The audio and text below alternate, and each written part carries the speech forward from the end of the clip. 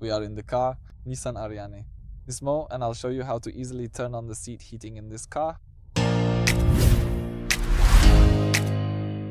So let's start from the main screen. Here, we need to go to the climate control center, so we're looking for this icon in the lower left corner.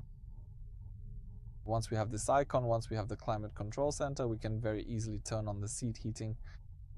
The only thing we need to do is press this button here, this icon behind the seat, and here we select the level of the heating. As you can see, there are 3 levels. This is the off level, the first, the highest, where the heating is the strongest. Then there's a medium level. And when we have just one bar here, that's the lowest heating level. If we click once more, it will turn off. This is the driver's seat, of course.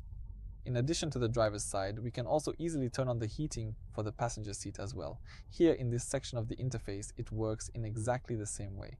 We clearly show 3 distinct levels of heating intensity to choose from, and you will find that it is very simple and intuitive to turn it on whenever you need extra comfort. So that's all. Thank you for your attention and see you next time.